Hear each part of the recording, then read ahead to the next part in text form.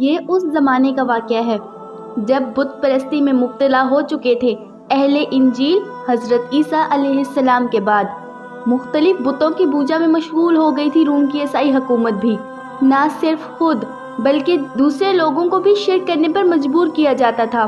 اس وقت ایک ظالم بادشاہ دقیانوس کی حکومت تھی۔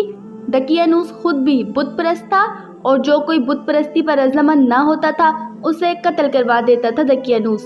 کچھ نوجوان رہا کرتے تھے اس شہر میں جو نیک لوگ تھے، ایمان اللہ پر رکھنے والے تھے۔ جب معلوم چلا دقیانوس کو ان کے ایمان کے بارے میں تو اس نے انہیں اپنے دربار میں طلب کیا اور بت پرستی کے لیے انہیں مجبور کیا، پر وہ شرک کرنے کے لیے نہ مانے۔ دقیانوس نے ان نوجوانوں سے کہا کہ میں مہلت دیتا ہوں تمہیں کچھ دنوں کی، اپنے دین سے باز آ جاؤ ورنہ میں قتل کر دوں گا تمہیں۔ بادشاہ سے لڑنے کی طاقت نہ رکھتے تھے وہ نوجوان، لہٰذا بھاگ گئے وہ شہر چھوڑ کر۔ شہر سے نکل کر ایک پہاڑ کی غار میں چھپ گئے وہ نوجوان اور وہیں سو گئے۔ ان نوجوان کے ساتھ ان کا ایک کتا بھی تھا جس کا نام قطمیر تھا۔ ان لوگوں کو تلاش کیا بادشاہ دقیانوس نے تو معلوم چلا کہ غار میں موجود ہیں وہ لوگ، لہٰذا دقیانوس نے غار کو ایک مضبوط دیوار سے بند کرنے کا حکم دیا۔ اس طرح سے وہ لوگ غار کے اندر ہی مر جائیں گے، یہ سوچا دقیانوس نے۔ اللہ تعالیٰ کی جانب سے ایک معجزہ ہوا کہ وہ لوگ سوتے رہے 300 سالوں تک اسی حالت میں۔ 300 سالوں تک اسی حالت میں رہے، نہ ان کے جسم خراب ہوئے، نہ ہی وہ جاگے اور نہ ہی ان کو موت نے آن گھیرا، بلکہ وہ سکون کی نیند سوتے رہے۔ ان 300 سالوں میں بہت سی حکومتیں آئیں اور گئی۔ دقیانوس کی حکومت بھی ختم ہو چکی تھی، سلطنت رومی بھی عیسائیت اختیار کر چکے تھے۔ 300 سال بعد بیدروس نام کے بادشاہ کی حکومت تھی جو کہ ایک انصاف پسند بادشاہ تھا، لیکن ایک فتنے میں مبتلا تھی اس کی قوم۔ وہ لوگ دوبارہ زندہ ہونے پر یقین نہ رکھتے تھے موت کے بعد۔ جب غار کی دیواریں گر گئی، وہ 300 سال گزر جانے کے بعد، تو ان لوگوں کی آنکھ کھلی۔ انہوں نے سلام کیا ایک دوسرے کو اور کہا شاید یہاں ہم ایک دن یا ایک دن سے کچھ کم ٹائم سوتے رہے۔ شدید بھوک کا احساس ہوا ان نوجوانوں کو، لہٰذا انہوں نے اپنے ساتھی یملیخا کو بازار کھانا لینے کے لیے بھیجا۔ یملیخا دقیانوس کے زمانے کے سکے لے کر ایک دکان پر گیا اور کچھ نان خریدنے کے لیے اس نے وہ سکے دکاندار کو دیے۔ دکاندار سکے کو دیکھ کر شک میں مبتلا ہوا۔ اس نے سوچا کہ اس شخص کے پاس پرانے زمانے کا کوئی خزانہ ہاتھ لگ گیا ہے، لہٰذا اس نے بادشاہ کے سپاہیوں کو پکڑوا دیا یملیخا کو۔ سپاہیوں نے جب خزانے کے متعلق یملیخا سے دریافت کیا تو یملیخا نے بتایا کہ میرا ہی سکہ ہے یہ۔ پھر یملیخا نے سپاہیوں سے دقیانوس کے متعلق پوچھا۔ سپاہیوں نے تعجب سے کہا کہ اس نام کا تو کوئی بادشاہ نہیں ہے، بلکہ سینکڑوں سال پہلے اس نام کا ایک ایسا بادشاہ ضرور گزرا ہے جو کہ بت پرست تھا۔ یملیخا بہت پریشان ہوئے اور کہنے لگے کہ ہم کل ہی اس شہر سے اپنا ایمان اور اپنی جان بچا کر نکلے ہیں، میرے باقی ساتھی غار میں ہیں۔ بادشاہ کے سپاہی اور بہت سے لوگ اس غار کے قریب گئے یملیخا کے ساتھ۔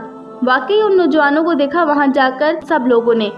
اس کی خبر جب بادشاہ بیدروس کو پہنچی تو وہ بھی فوراً غار کی جانب آ گئے علماء اکرام کے ساتھ۔ بیدروس نے ان نوجوانوں کے متعلق اپنے آباء و اجداد سے سن رکھا تھا جنہیں اصحاب کہف کہا جاتا تھا، اور 300 سال پہلے بت پرستی سے بچنے اور اپنے ایمان کو بچانے کے لیے انہیں اس غار میں بند کر دیا گیا تھا۔